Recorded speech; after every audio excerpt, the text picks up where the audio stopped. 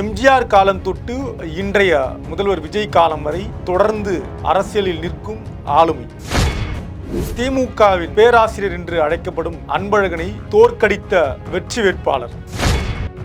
இன்றைய தமிழ்நாடு 17வது சட்டமன்றத்தின் ஒருமனதாக தேர்ந்தெடுக்கப்பட்ட சபாநாயகர் ஜே.சி.டி. பிரபாகரன். பார்க்கலாம் இந்த காணொலியில். வகுப்பு பொதுத் தேர்வில் மாநில அளவில் சிறப்பிடம் பிடித்த நாமக்கல் குறிஞ்சி மெட்ரிக் மேல்நிலைப் பள்ளி 10 பங்கு பொதுத் தேர்வில் 490 மதிப்பெண்களுக்கு மேல் பெறும் மாணவர்களுக்கு கல்வி கட்டணம் முழுவதும் இலவசம். நீட் ரிப்பீட்டர்ஸ் பேட்ச் மற்றும் ஒரு வருட சிறப்பு பயிற்சி வகுப்புகள். குறிஞ்சி கல்வி நிறுவனங்கள், காவேரிப்பட்டி, நாமக்கல்.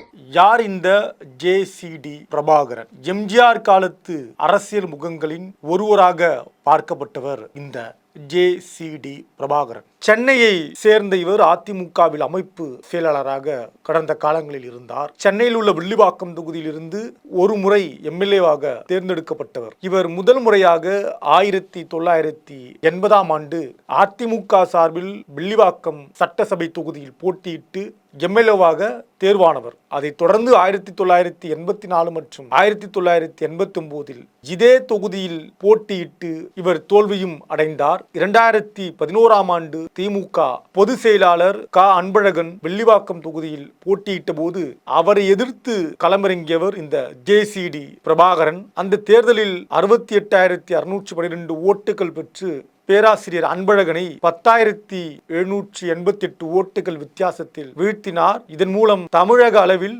கவனமும் பெற்றார். இதைத் தொடர்ந்து 2016 திரு மு.க. ஸ்டாலினை எதிர்த்து கொளத்தூர் தொகுதியில் போட்டியிட்டு தோல்வியடைந்தார். ஸ்டாலின் 91,303 வாக்குகள் பெற்ற நிலையில் ஜே.சி.டி. பிரபாகரன் 53,573 வாக்குகளை மட்டுமே பெற்றார். பின்னர் 2021ஆம் ஆண்டு வில்லிவாக்கம் தொகுதியில் போட்டியிட்டார். அந்த தேர்தலில் திமுக வேட்பாளர் வெற்றியழகனை 76,127 வாக்குகள் பெற்று வெற்றி பெற்றார். இதையடுத்து அதிமுகவிலிருந்து நீக்கப்பட்ட ஜே.சி.டி. பிரபாகரன் முன்னாள் முதல்வர் ஓ. பன்னீர்செல்வம் அணியில் இணைந்து செயல்பட்டார் என்பது மிக முக்கியமான ஒன்று. இந்த இடத்தில் கவனிக்கப்பட வேண்டும். அவருடன் ஏற்பட்ட கருத்து வேறுபாடு காரணமாக அதிமுக ஒருங்கிணைப்பு குழுவை உருவாக்கி செயல்பட்டு வந்தார் கடந்த காலங்களில். இந்நிலையில் இன்றைய முதலமைச்சர் விஜயின் முன்னிலையில் ஜனவரி 2ஆம் தேதி தமிழக வெற்றி கழகத்தில் தன்னை இணைத்துக் கொண்டார். இதைத் தொடர்ந்து தாவேகா சார்பில் 1000 விளக்கு தொகுதியில் போட்டியிட்டார். உள்ளபடியே மிகப்பெரிய வெற்றியை இன்றைக்கு அடைந்திருக்கிறார்.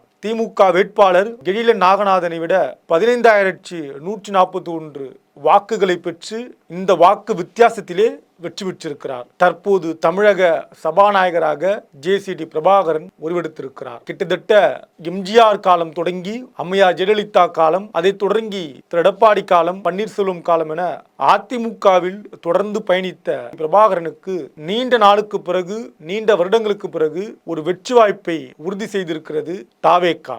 இவருடைய அரசியல் அனுபவம், முதிர்ச்சியின் அடிப்படையில் இன்றைக்கு அவரை சபாநாயகராக்கி அழகு பார்த்திருக்கிறார் இன்றைய முதலமைச்சர் திரு விஜய். தொடர்ந்து பார்க்கலாம் அடுத்து என்னென்ன நிகழ இருக்கிறது இன்றைய சட்டமன்றத்தில்.